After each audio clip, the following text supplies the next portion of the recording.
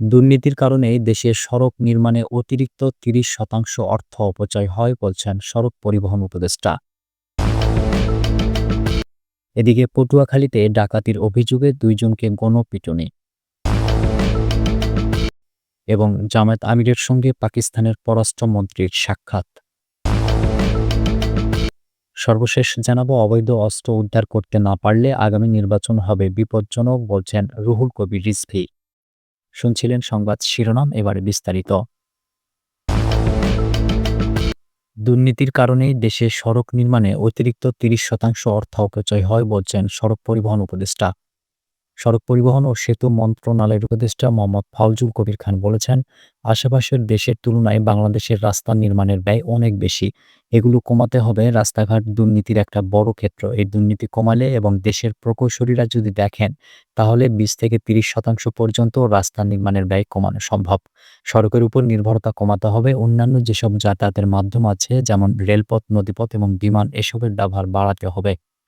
রোববার বেলা ১১টার দিকে গাজীপুর মহানগরের ভোগড়া এলাকায় ১৮ কিলোমিটার ঢাকা বাইপাস এক্সপ্রেসওয়ে উদ্বোধনী অনুষ্ঠানে প্রধান অতিথির বক্তব্যে তিনি এসব কথা বলেন। সড়ক পরিবহন উপদেষ্টা বলেন, ঢাকা শহরে এ ধরনের বাইপাস করতে হবে যাতে বড় শহরকে যানজট থেকে মুক্ত করতে পারি। সড়ক নির্মাণের ব্যয় কমাতে হবে এবং প্রযুক্তিও পরিবর্তন করতে হবে যাতে বছর বছর রাস্তা না খারাপ হয়ে যায়। এখানে চীনের ঠিকাদার কাজ করছে।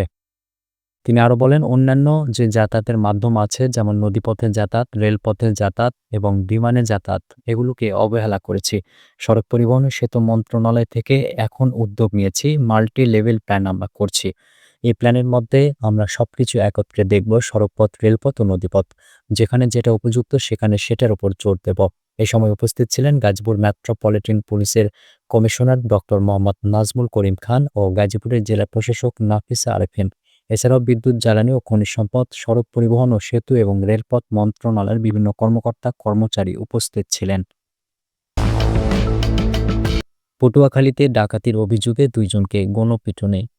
পটুয়াখালীর বাউফল উপজেলায় ডাকাতির অভিযোগে ২ জনকে আটক করে গণপিটুনি দিয়েছে স্থানীয়রা। পরে তাদের পুলিশের কাছে সোপর্দ করা হয়। শনিবার রাত ৩:৩০টার দিকে উপজেলার কাশীপুর বাজারে এ ঘটনা ঘটে। স্থানীয়রা জানান, আদাবাড়িয়া ইউনিয়নের বাসিন্দা খলিল হাওলাদার ও আজহার জমাদ্দারের বাসায় গভীর রাতে ডাকাত দল হানা দেয়। এ সময় তারা বাসার লোকজনকে মারধর করে। এক পর্যায়ে দেশীয় অস্ত্রের মুখে জিম্মি করে নগদ প্রায় ১০ লাখ টাকা ও বিপুল পরিমাণ স্বর্ণালংকার লুট করে তারা।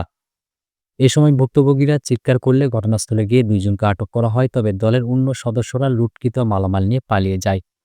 বাউফল থানার পুলিশ পরিদর্শক আতিকুল ইসলাম বলেন, স্থানীয়দের হাতে আটক ২ জনকে থানা হেফাজতে নেওয়া হয়েছে। ঘটনার তদন্ত চলছে। দ্রুত সময়ের মধ্যেই চক্রের সব সদস্যকে আটক করা হবে। জামায়াত আমিরের সঙ্গে পাকিস্তানের পররাষ্ট্রমন্ত্রীর সাক্ষাৎ।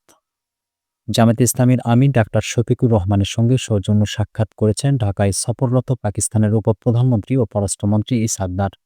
রোববার দুপুরে জামায়াত আমিরের স্বাস্থ্যের খোঁজখবর নিতে তার বসুন্ধরা আবাসিক এলাকার বাসভবনে যান ইসহাক দার। সৌজন্য সাক্ষাতে আধা ঘন্টার বেশি সময় ধরে তারা বিভিন্ন বিষয়ে কথা বলেন। সাক্ষাৎ শেষে জামায়াতের নায়েবে আমির ডাক্তার আবদুল্লাহ মোহাম্মদ তাহির জানান, মুসলিম বিশ্বের ঐক্য নিয়ে ২ নেতার কথা হয়েছে। বিশেষ করে ফিলিস্তিনে ইসরায়েলি আগ্রাসন বন্ধে মুসলিম দেশগুলো কিভাবে শক্ত ভূমিকা রাখতে পারে সে বিষয়ে আলোচনা হয়েছে।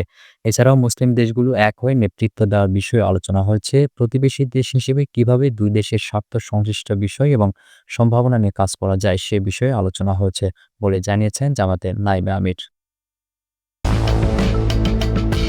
অবৈধ অস্ত্র উদ্ধার করতে না পারলে আগামী নির্বাচন হবে বিপজ্জনক বলছেন রুহুল কবির রিজভী। বিএনপির সিনিয়র যুগ্ম মহাসচিব রিজভী আহমেদ বলেছেন, অবৈধ অস্ত্র উদ্ধার করতে না পারলে আগামী নির্বাচন বিপজ্জনক হবে। অবিলম্বে অবৈধ অস্ত্র উদ্ধার করার আহ্বান জানান তিনি। রোববার সকালে নয়াপল্টনে দলের কেন্দ্রীয় কার্যালয়ের সামনে জিয়া পরিষদ আয়োজিত রিকশা ও ভ্যান চালকদের মধ্যে রেইনকোট বিতরণ কর্মসূচিতে তিনি এসব কথা বলেন। রিজভী বলেন, দেশ পরিচালনায় অন্তর্বর্তী সরকারের আন্তরিকতা অভাব নেই। তবে সুযোগ পেলেই ফ্যাসিবাদী শক্তি অন্তর্বর্তী সরকারের পাশাপাশি গণতন্ত্রের বিরুদ্ধে কাজ করবে। অবাধ নির্বাচনের মধ্য দিয়ে জনগণের সরকার প্রতিষ্ঠার কথা উল্লেখ করে রিজভী জানান, সংবিধান কিংবা আইন সংশোধন করবে নির্বাচিত সরকার।